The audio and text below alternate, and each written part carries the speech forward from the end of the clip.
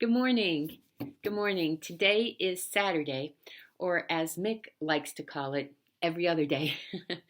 It's chilly out. In fact, because we were afraid that there might be frost, we took all of Zach's plants that he was raising from his lab at school out of the greenhouse and into our house. So my kitchen area right now where I'm sitting looks like the greenhouse. I have tubs of corn growing next to me, but we had to save the plants and we did it. However, tomorrow I was told it's going to be really nice and warm, so go figure. Centuries before Christ, a Greek philosopher named Thales said the most universal thing is hope. For hope stays with those who have nothing else.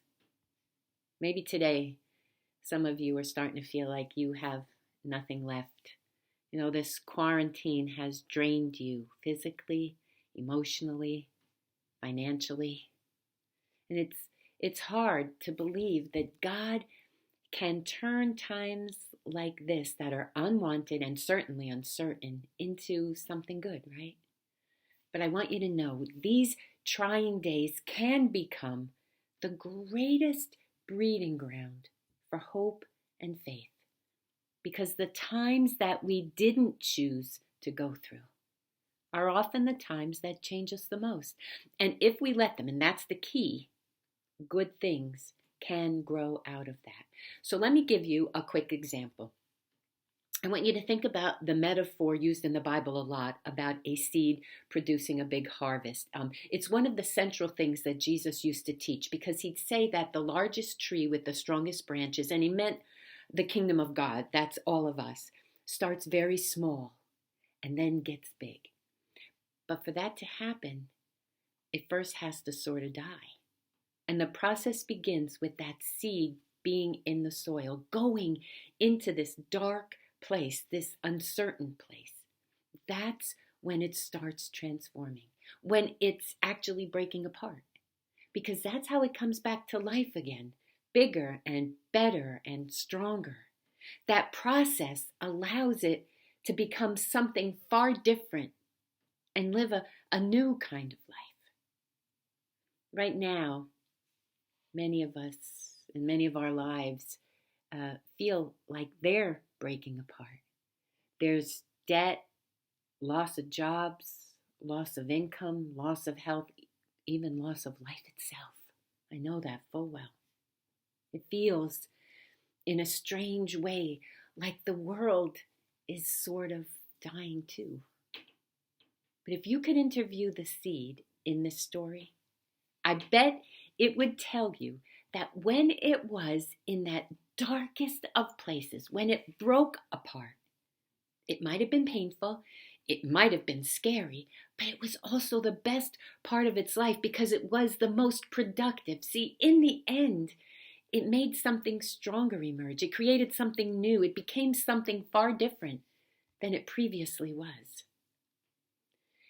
I've learned that there are certain circumstances and experiences that we simply have to accept and cope with in this world.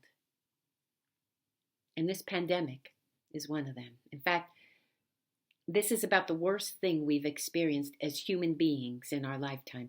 And here's the thing, this pandemic will absolutely define who we are and what we will become.